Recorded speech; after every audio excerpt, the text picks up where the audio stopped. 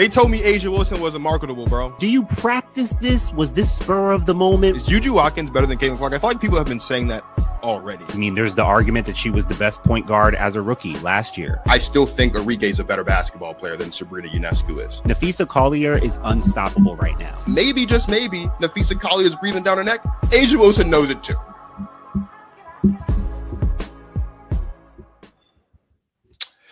Good morning.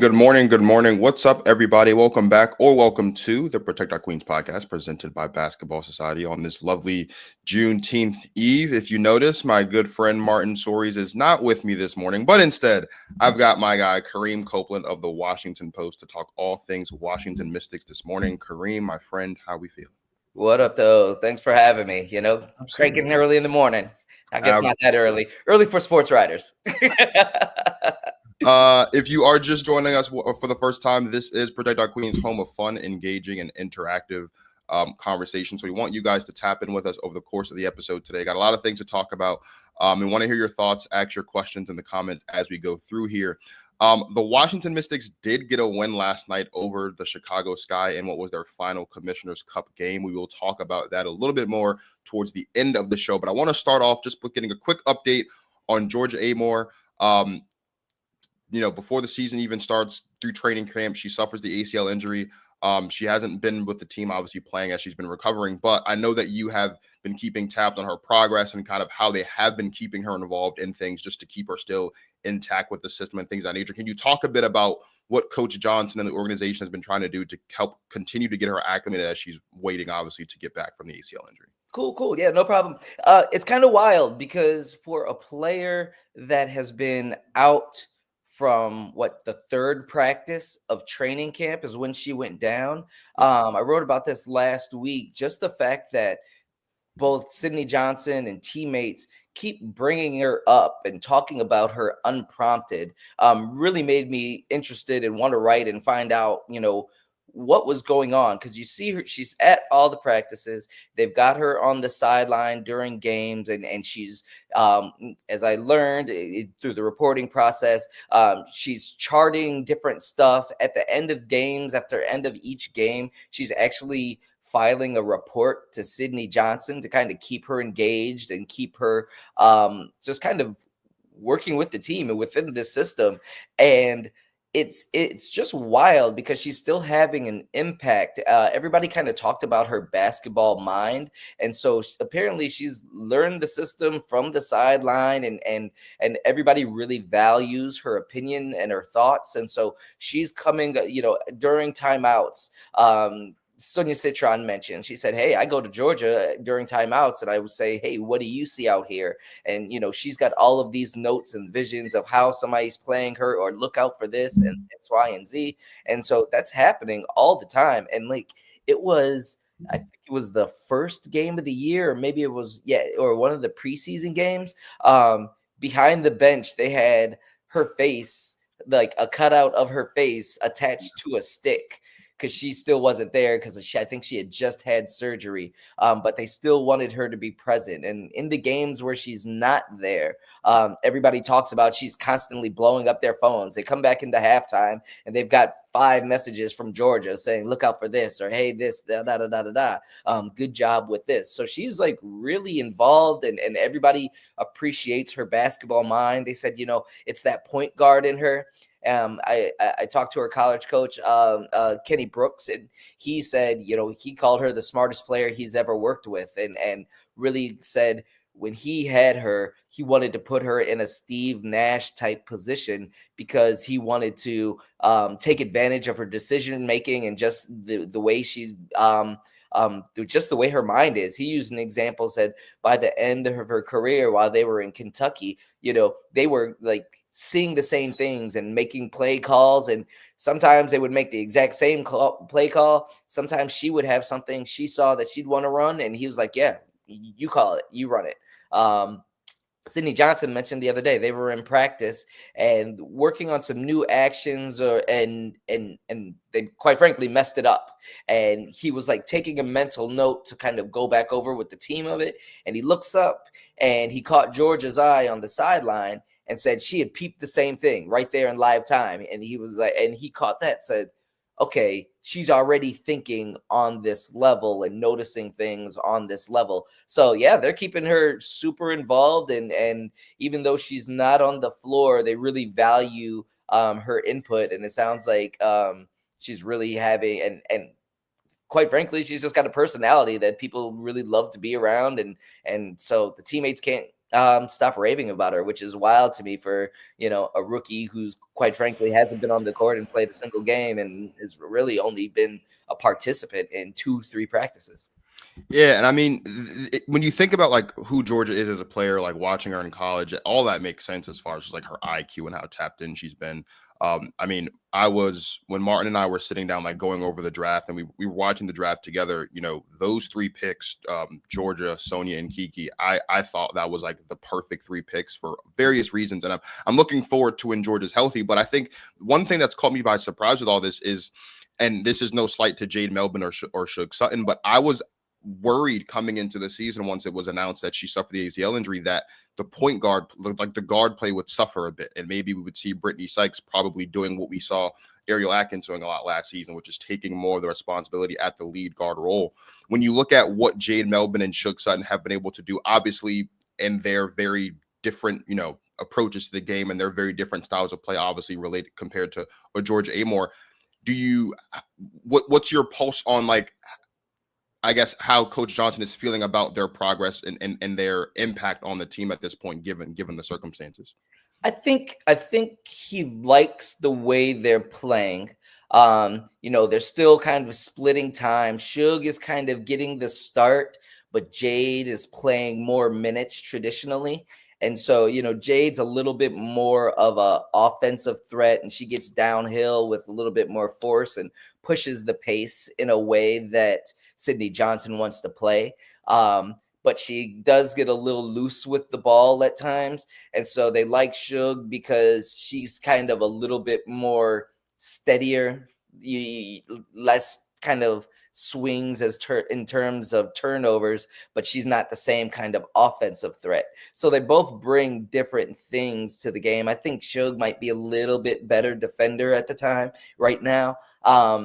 But I think, hey, listen, they went and drafted a point guard in the first round for a reason, and we knew that. We knew coming into the season that they would like to add to that point guard depth. And I think they're still kind of in that situation, and really, and that was the weird thing. They've talked so much about Georgia and losing her. It sounds like she was going to, she sounded like she had made already so much of an impression that she was going to get plenty of minutes and really, quite frankly, challenge for a starting position before she went down. And so I think they're getting by. It from game to game, it kind of shifts almost where, they wanted Brittany Sykes to be off ball, but sometimes you see her, I think it was last game, not last night, but the game before that, it seemed like she had the ball in her hand an awful lot. So I think they're still kind of figuring that out a little bit. And you can kind of tell because when they're out and running, they look really good. And when they're in transition and getting up and down the floor, they look really good. But at times when they get into when they're in that half court set and they've got to slow things down and run actual sets and offense, that's when things kind of get a little bit bogged down and shoot. Before things got picked up last night over the last 3 quarters, they had gone 3 straight quarters, the second half of the previous game, and then the first quarter last night of not scoring more than 12 points. I think it was 11, 12, and 11, something like that. Anyways, when they're not getting out and running, that offense can get a little sticky. And so I think that's what they were had. Brittany Sykes kind of, got going last night, but I still think they would like to see a little bit more from that point guard play. So, but at the moment that, it's Jade and Shug holding down the fort right now, but I know for sure they're looking forward to Georgia. And, in the off season with those 3 picks, we knew that 6th pick was probably going to be a point guard. It just depended on which point guard that they ended up liking, and they went with Georgia. Absolutely. If you're just joining us, we are here live with Kareem Copeland talking all things Washington Mystics. Martin Story's in the chat saying, good to see Kareem again. Always great insight. Indeed, it is. I do want to switch gears for just a bit. And this is kind of the piece I'm most excited about, because when you look at this front court trio, right, you have Aaliyah Edwards, who they drafted last season. You have Kiki Iriafen, obviously, who they got this year. And then, of course, you have Shakira Austin, who they drafted back in 2022. All of these players are high picks. Shakira Austin was picked 3rd. Aaliyah Edwards was picked 3rd. Kiki Iriafen was picked 4. Let's start individually, right? Because we know how great Kiki's been this season. She's front runner for, rookie of the year right now. But I want to actually start with Shakira Austin, because I think this, in my opinion, and maybe you have a different opinion, you can certainly correct me wrong, but in my opinion, I don't know if this front court trio works if Shakira Austin isn't working, right? I think there are, like, Shakira Austin made it very clear during the course of the unrivaled period that she was looking forward to having a fully healthy season this year, or at least a healthier season compared to last year's or in previous seasons. She's had hip injuries and leg injuries and things of the like, right? And she's looked good in the moments that she's been on the floor. I know the other day, I think the game on Sunday, she had 9 points, 7 boards, 2 blocks, no fouls in 19 minutes, which is a really big thing for her. When you look at the growth of Shakira Austin so far this season, what are some things that you're picking up on as far as things that she might be working a bit on more, or things that even Coach Johnson is looking to get her, empowering her to do a bit more so the team can be more successful down low? Well, that's what we've all been waiting for. Where it's been tricky with the lineup and the minutes, and she started off the season banged up again. And Sydney Johnson has constantly talked about, hey, we want to bring her along slowly, and we want her to stack days and kind of keep on this upward trajectory. But she's played well in spurts, but she still wasn't getting the minutes. She was still coming off the bench. I kept asking Sydney, hey, what are you looking at her minutes? He kept saying they're going to increase. I asked him last week when they had like a week off. So do you envision her staying with that second unit, long term? Do you like her there? And he said, that's something he was, actively looking into. And last night came to change. She was in the starting lineup as the center over Stephanie Dolson for the first time last night, and played really well, and quite frankly is definitely a better fit with that starting unit. Steph Dolson right now, she's just struggling, and I'm not sure that she fits this offense in a way, certainly not in a way like Shakira does, but they're still trying to figure out how to use Steph. Quite frankly, getting up and down really isn't her game. And a lot of times she finds herself kind of planted in the corner, ready to shoot the 3 instead of before, where she was at the top of the key and a lot of pick and roll, pick and pop actions. And that's what she's most comfortable with.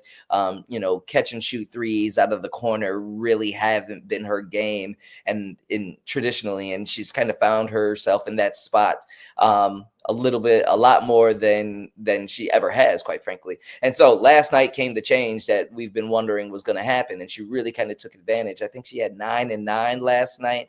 The previous game, you could see it in her legs. She was springy. She had a block of Brittany Griner that even both of them had to grin at.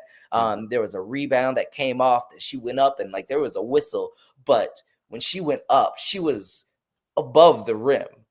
Like I was like, oh, okay, that's what Shakira looks like when she's healthy, when she can kind of get off the floor and not worry about like putting her body at risk, and like confident in landing and being just fine and just kind of being her athletic self. And then again last night, as they were coming back, she had, I think it was about, in that fourth quarter, I think it was about 3 possessions where she had 2 blocks and a hell of a defensive rebound, where she was playing really good post defense and helping them get stops when they needed it to secure that win. So this was kind of like the moment that we've been waiting for. Shakira Austin's the number 3 pick. The Tebows, when they were here, they very much considered her a franchise corner piece moving forward. And so we've been waiting to see what this new regime thinks of her. And they give her praise and all of that. But at the same time, they've been bringing her along slowly. Her minutes weren't quite high. Last night, I'm looking at it now, 27 minutes, almost 28 minutes. I haven't looked, but I'm pretty confident that was a season high. So I think that's what we're going to see more of. And again, she's the best defender. She's the best big defender that they've got on the team. She's athletic. She's just different than most bigs in this league. And so I think that we're going to probably see a lot more of her kind of moving forward. And last night seems to be the first step of that. Yeah, it's interesting you bring up Stephanie Dawson, because when it was announced that the team had traded Ariel Atkins, Martin and I did a show with our friend Mike Hughes, and I had said on the show, I think it might just be time for them to blow it up. Like, if you're going to trade Ariel Atkins, who's the longest tenured player on the team at the time, like, maybe you think about trading a Stephanie Dawson, maybe you think about trading a Brittany Sykes, just because you're getting younger, this team is going to get faster. Do you like? Has Coach Johnson talked at all about like what exactly it is he wants Stephanie Dawson to? I mean, like we've seen the moments after games where she calls them over to a huddle, win or lose, and at center court, and kind of empowers them, right? I know it was a big thing the last time they played New York, that was like a really big moment, because the time previously than that wasn't that good. And so she was talking about how she can see the growth in the team just in what was that week or so time frame. But like, is there a clear vision that Coach Johnson has for what he wants Steph to be doing that still fits within this much faster paced offense, but it's still, conducive to where Steph is, not just in her career, but what she's actually able to do at this point in her career? Really, that leadership part has been her biggest role so far. And they'd like to see more on the floor, but that's from day one. Cindy Johnson has said, hey, we want Slim and Steph to really be the leaders for these young players, and kind of take the role and be that voice, and put their arm around them, and teach them how to be pros, and teach them what it is to be in this league, and all of those like little intricacies that vets bring.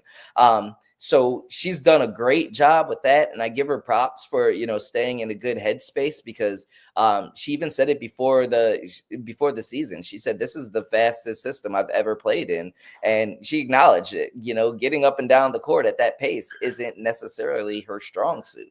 And we've talked a little bit about Sid about the fact that he wants to shoot a lot of threes, and they haven't been hitting them at a great clip so far. And that's one of the things he said was, hey, we need to get a little bit more intentional about who we get those 3-point looks. And part of that was Steph.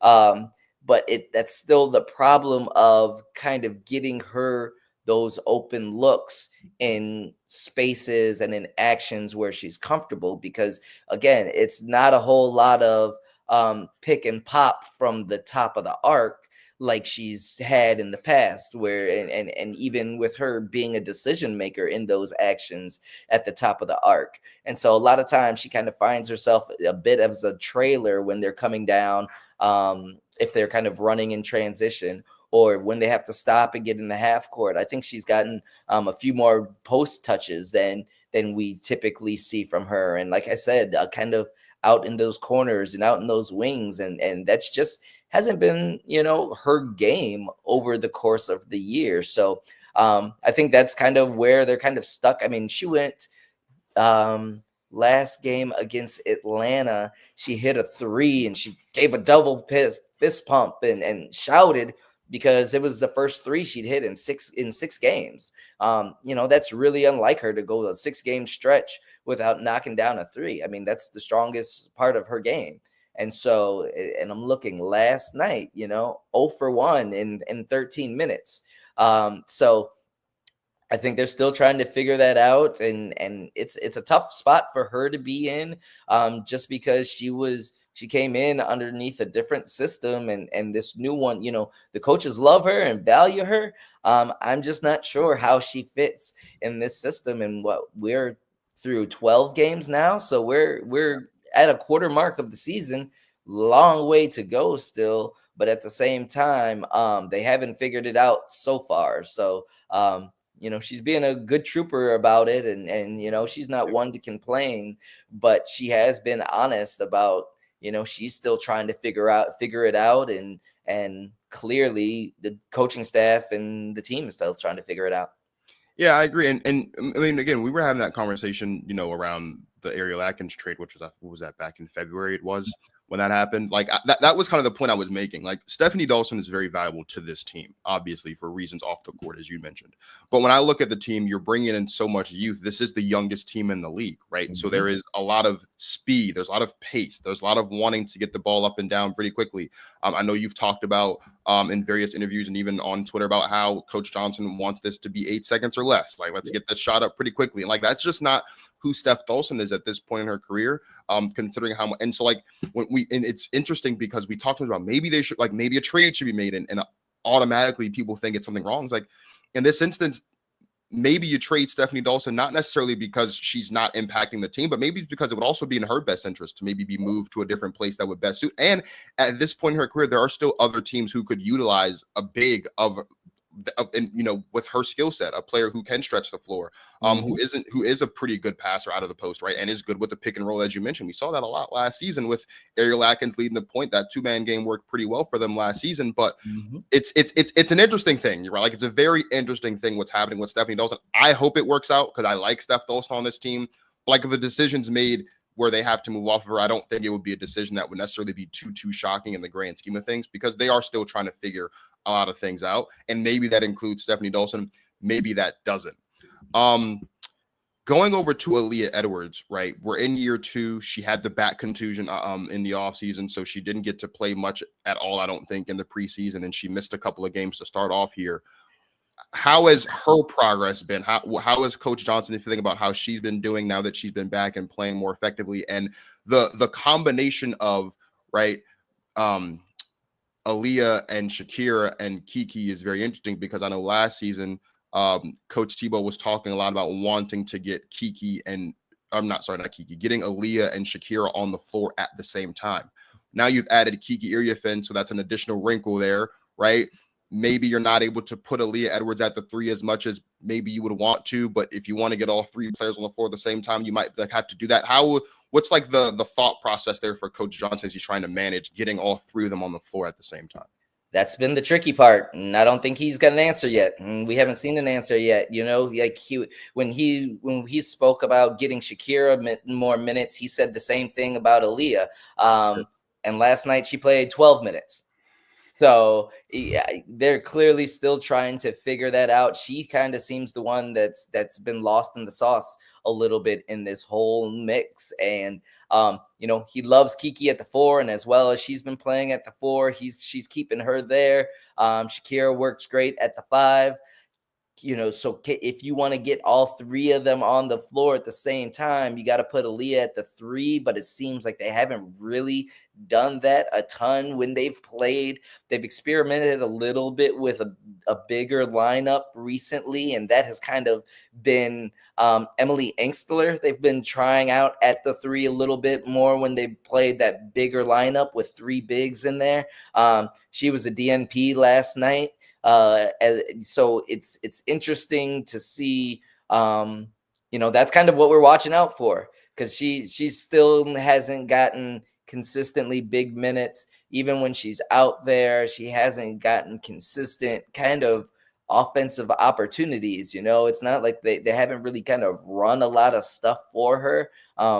This is kind of a free-flowing offense, so it really doesn't feel like they run a lot of stuff specifically for a lot of people. I mean, even Sonia Citron, she's super efficient, but I feel like, they run her off a couple pin downs, off a couple screens to kind of get her a 3-point look, but still most of her stuff comes in the flow of the game off of back cuts and her moving without the ball and getting screens away from the ball, kind of a situation. Now Kiki gets a lot of post touches and let her go to work. Same for Shakira. Brittany Sykes, she's been coming down and getting downhill, like her hair's on fire. And she dropped 30 last night. So Aaliyah, that's kind of what we've been waiting for. She's one that I think they're still trying to figure out how to use. There's a lot of optimism too coming off that Unrivaled season. She played really well down there, and when we thought, okay, this might be, this was going to be a chance for her to make that step forward. She seems healthy, but they just haven't.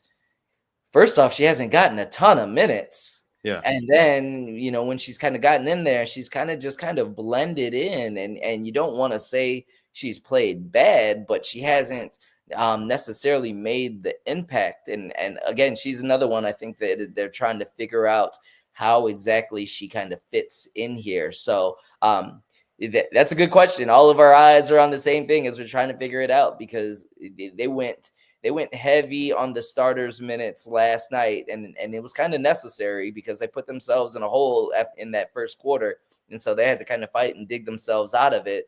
But outside of Jade Melbourne, nobody else. Steph Dolson led the team with 13 minutes coming off the bench. And Emily and Sika didn't get any run at all. Lucy Olsen, she got some early run that was a surprise, but she played less than 4 minutes. So they tightened up the rotation last night. And so, Aaliyah's one of the kind of confounding pieces right now about how they exactly want to see her. And, that's the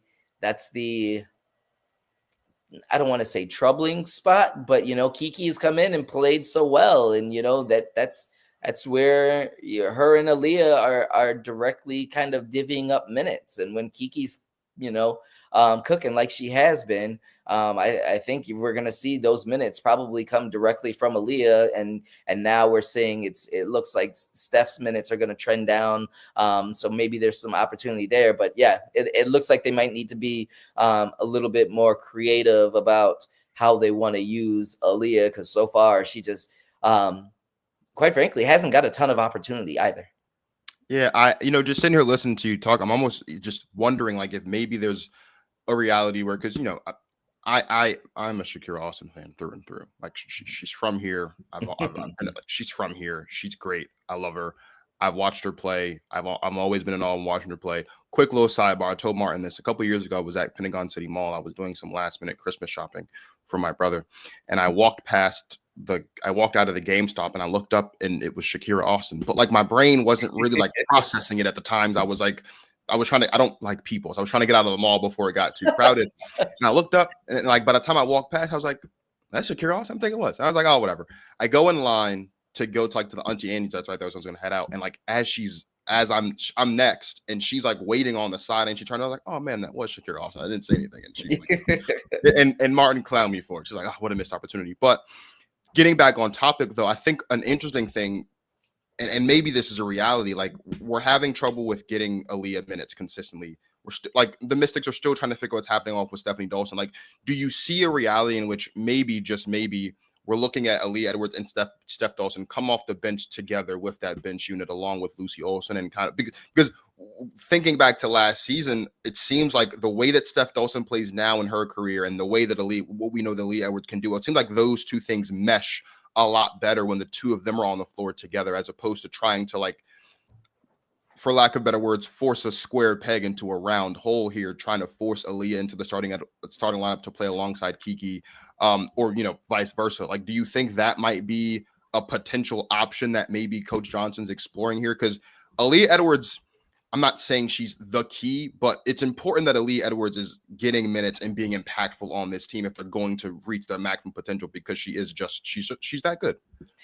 I would say it's going to be unlikely that all three, between Kira, Kiki, and Aaliyah, it's going to be unlikely that all three of them start. Because then you're essentially asking Aaliyah to play the 3, switching Sonia to the 2, and then you're going to start Slim, Brittany Sykes. So what? Now all of a sudden she's back at the 1. Yeah. So and that's what the whole thing about all of this they've been saying is they want to take Slim off the ball and not have her have to have so many of those point guard responsibilities.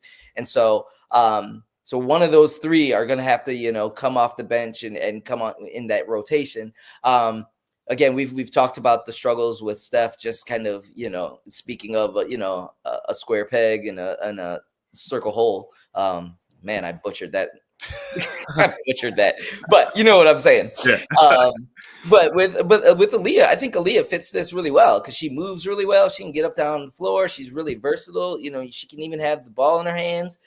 She's not like, you don't put 2 feet in the paint and just kind of relegate her to the post. She can work from the perimeter also. So I think that's the challenge of just kind of getting her more minutes and getting her more comfortable in the flow of things. But I still think she certainly should be a big part of this because I do think she fits the system. Sure. It's just it's interesting, and that, another thing I asked Cindy this last week was, are you still evaluating, rotations and lineups and who's playing with who, and so that's still kind of a work in progress for this young group. And so I think she's a big, and especially the fact that she's still on a rookie contract. I think she's still, when we know next year is going to be insane with the way the CBA is, and almost every player in the league that's not on a rookie contract is going to be a free agent. So I think there's value in making sure, there's absolute value in making sure you hold on to Aaliyah and kind of try to figure this out. But, that's where the depth is on this team, is in the post right now. And I think they're still trying to figure out, who's going to be the odd man out and how to best utilize them. And so far, and especially as of late, Kiki's been at it all season. Shakira's coming on and starting to look like the Shakira that we know, the athletic big that, other teams have really struggled matching up with. Steph, we've mentioned Steph, it's just a struggle right now. What we haven't quite seen is where Aaliyah fits into all of this. And I think until she starts getting more minutes, it's going to be hard. It's hard for Aaliyah Edwards to try to make an impact and get into a flow of a game if you're only playing 12, 13 minutes.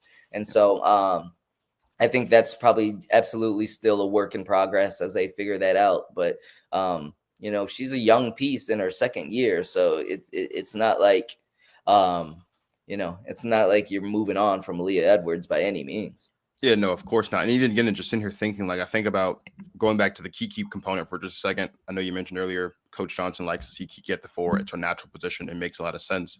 But, a lot of people compare Kiki to A'ja Wilson, and we see moments when sometimes A'ja Wilson slots over to the 5. Do you think that might be a possibility where, because you're right, Aaliyah Edwards probably, you're not going to put her at the 3 because it messes up the backcourt rotation a bit too much, but you do want to get her those minutes. Do you think maybe there's a reality where we see Kiki start to play maybe a little bit more of the 5 if that's what it's going to take to get Aaliyah more meaningful minutes so that she can be more impactful?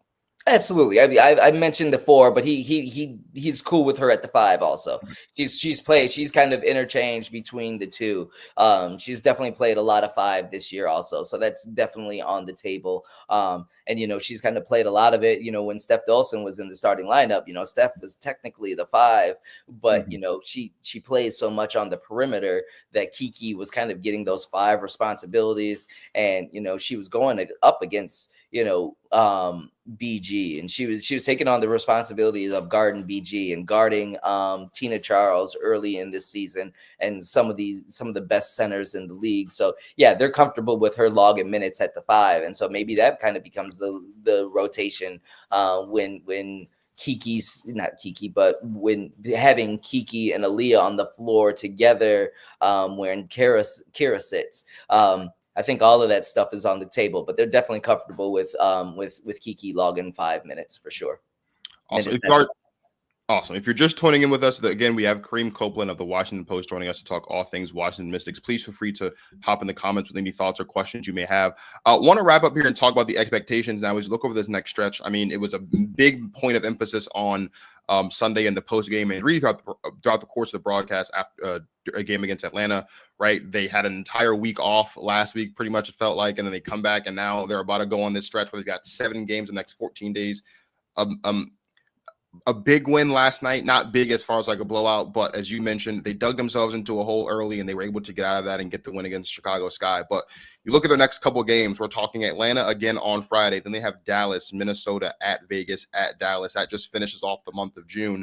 And then they have Minnesota again on the day before the 4th of July. When you're talking about expectations for this upcoming stretch, because this is the youngest team in the league, but this is a team who, if things can get kind of figured out, like we could see them sneak into that last spot of the postseason. That's kind of really been what this Mystics team has been the past couple seasons, is a team that kind of hangs around and maybe sneaks in at the very end. But I feel like this stretch will be most important because This is the most games that I've played in such a quick period of time, all season before or after this. What do you think are some reasonable expectations for the Mystics as far as not necessarily wins and losses, but productivity of certain players, progress you're looking at to see maybe from a Lee Edwards standpoint, from a Shakira Austin standpoint, even from a Stephanie Dawson endpoint? Are there any key points of emphasis that Coach Johnson has started to talk about over this upcoming stretch of games? Well, it's a big stretch, and that's why last night's win was really much needed. Because you just labeled who they're about to play. Like schedule, not only is it a lot of games, but we're talking about upper echelon teams, like very talented. They're about to run into some talent for sure. And they had just come off they played a red hot Atlanta team the other day, but the problem was they looked really bad. I mean, they came off of right before that week off stretch. They had their best offensive game of the year. And then they came off of a week break where they wanted to work on a lot of things. And they were happy to have that week off. And then they had their worst offensive game of the year. Yeah. And then that bled into the first quarter against Chicago.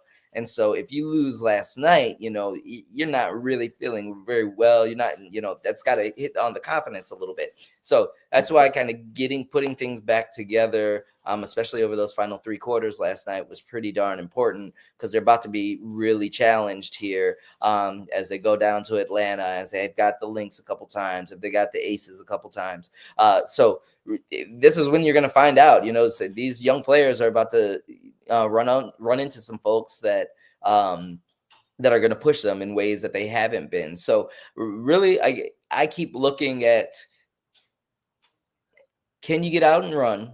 That's what they want. That's what this whole system is about. This 8 seconds or less. So they've got to be able to get out and run. But I talked to Sonia the other day at post game. It really kind of starts with your defense, because if you don't get stops, you can't get out and run. If you're stopping and taking the ball out of the net and inbounding on every play, the other defense is getting back. The defense is getting back and setting up. And so you don't have that opportunity to get out and go and transition. So it really kind of starts on the defensive end, which is going to be challenged. And now, so you need to get stops. You want to be able to get out and run. But when that doesn't work, I'm really looking to see what does the half court actions look like, because that's in the way that, we talked earlier about them struggling in those ways. And a lot of times that has come down to, give the ball to Brittany Sykes and everybody else get out of the way. And Slim has been taking advantage of that this year. But at the same time, consistently, you would like to see a little bit more action, a little bit more everybody kind of involved in that.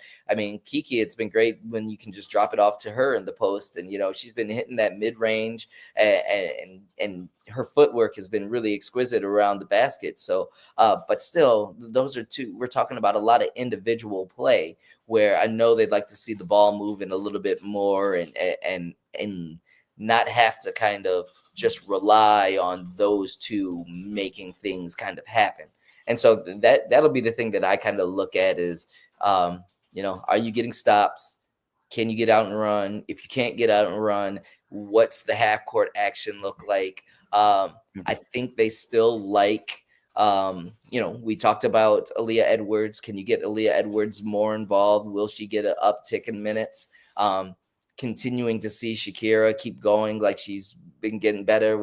Again, 9 and 9 last night, but she's very capable of, kicking up the points even more. And her impact on the defensive end, we're seeing more and more of that every game. So just really looking at this new lineup and seeing how these lineups kind of continue to tweak a little bit. Those are the things that I'm looking for. And when they play these better teams and get, quite frankly, there's going to be moments where they get punched in the mouth a little bit. How do they respond to that? Yep. How do they bounce back? And I think they've been pretty good about like not getting, kind of going in a shell when somebody makes a kind of a run at them. Sure. But it's an inconsistent team right now. And that's what you get when you're the youngest team in the league. They have to figure out how to win games. They have to figure out how to close quarters. They have to figure out how not to start slow and put yourself in a hole in first quarters. Like all of this stuff is a learning process for a group this young. So that's kind of what you want to continue to see, just them getting more comfortable in certain spaces and scenarios and actions, and try to find that consistency, because that's, I mean, from game to game to quarter, it's just kind of been up and down. And there's moments where you're like, yeah, that's what it's supposed to look like. And then there's moments where you're going, what is going on? They haven't put the ball in the basket in 6 minutes. And, against the Dream, it was a rough second half. And so, it was good to see them bounce back last night. I don't think that they seem to be all in a good headspace. They don't seem to be a group that gets particularly down. And I think we were talking about Slim and Steph as leaders. I think they've done a good job of saying this is how you are pro, and not, because we've even seen Slim in the past where she can get a little frustrated. I haven't seen a lot of frustration out of them. So I think they're in a good headspace of knowing that this is a process, and it's very early in the process for what this team is going to be, not just this year, but moving forward with this young core. So that's kind of what I'm looking for in these next couple days, and to see how they handle a stretch where it's going to be tough on their bodies and they're on the road a lot and all that kind of stuff. So, it's just so much newness, and you got to see how they react to it and learn from it and deal with it on the fly. Yeah, I mean, if you take a look at the games that they're playing, like they are playing against some tough teams, but I mean, they got to play Atlanta again, a team that they did beat first game of the season. They got 2 games against Dallas, who are right there as far as still needing to figure some things out. So that's opportunity. They have a game against the Aces. They did lose to the Aces a couple weeks ago, but they were up for most of that game, and it took a 3-pointer the last couple seconds of that game from Jewel Lloyd for the Aces to win that game. So like there are things that they can pull from. I think the big thing to your point with the Mystics is just the inconsistency, right? Like you have some moments when Kiki looks great. You have some moments not so much. You have some moments when Slim is just taking over. You have some moments when kind of things aren't really going their way. I think this stretch of games coming up though isn't just important for like they're just like progress on a game by game or even a quarter by quarter basis. I think it'll give us a pretty good idea of just how far they can go this season, right? Like, is this a team that can make it to the playoffs, or is this a team that's still another year or 2 away, right? Like, do they need to wait for Georgia Amore to come back next year for us to really see if they can make it to the playoffs, or can they do something here now, figuring out what's happening with Stephanie Dolson, Shakira Austin, Lee Edwards, all of those things? And there's going to be a lot of opportunity, I think, with just varying matchups to kind of figure that stuff out. The one thing I will say, despite the inconsistencies, we have seen some improvements. This team was the worst rebounding team in the league last season. They're like second, I think, right now, and they have the second highest rebounding differential behind Atlanta, which makes sense because they've got Bree Jones and Brittany Griner down low. So like there are still areas where this team is improving. If there was one area though specifically that you could pinpoint as probably something that you specifically are looking for to see some improvements over this next 2-week stretch, where do your eyes go? Is that an on the court thing? Is that like is there a specific area that you are looking to see some clear improvements on from this team so that we can see them play more consistently? I would say kind of all facets of the offense, to be honest. Consistency and being able to kind of get out and run, consistency in getting the 3-point looks that they want, and then knocking them down at a better clip. Like what last night, they were 7 for 15 last night. Slim was 4 for 5. That's more. I mean, obviously anybody wants to be shooting about 50% from 3, but they need to, for an offense that's designed to shoot a lot of threes, they need to hit more threes, and that's been an issue. So I'm really kind of looking at that. They probably want to get a few more looks from Sonia in that way. I mean, really, Slim was the one that carried them in that area last night, but it needs to be more of an all-around group kind of situation. So that's really the the focal point that I would look at more consistently, consistency on what they want to do offensively, and when they get those looks, when they get those threes. Everybody talks about threes and layups, but that's very much what they want to do. The point is, get out and transition and run and hopefully get, shots at the basket. And they've done a very good job of getting points in the paint. But if it's not there, also have knockdown shooters around the perimeter. And they just haven't been knocking them down so far. And every time I ask Sydney about it, he says, we like the looks that we're getting. We just need to kind of get them to certain people more. I mean, Emily Engster last year led the league in 3-point percentage. They probably need to get her some more looks in good spots. But they got to knock them down. And also just what these lineups of rotations are going to look like. We talked a lot about that last night. I'm saying that about Emily, but Emily didn't even play last night. You'd feel a lot better if you could see some consistency and know what you're going to get out of Aaliyah.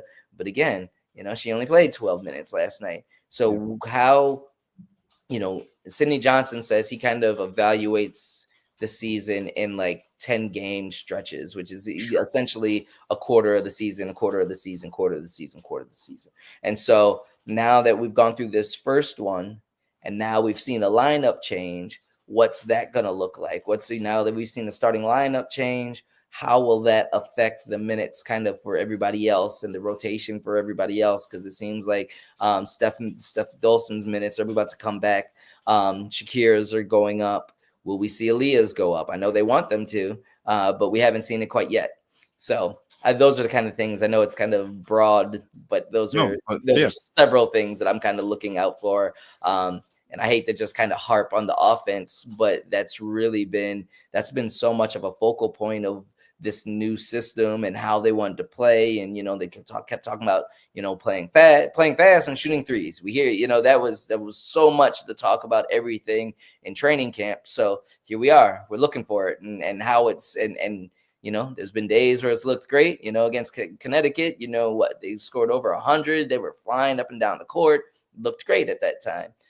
Come back from that break, didn't look so hot against Atlanta and in the first quarter last night, but then you get cooking in different ways. So, you'd like to see little, not so much up and down, number one, and there's still some key folks that you want to see how they're going to be, how they will eventually look and fit within this scheme and within the things that they want to do.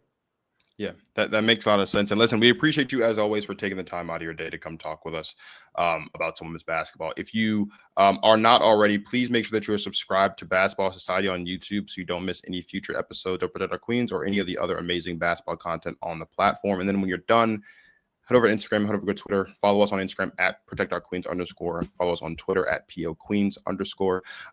And in the next couple months or so, you can expect to see the two of us over here talking Mystics basketball again, because there's still more time left in the season. So for my guy, Kareem Copeland of the Washington Post, this is Marcus of the Protect Our Queens podcast. Thank you guys for watching. And as always, you guys enjoy yourselves. So women's basketball.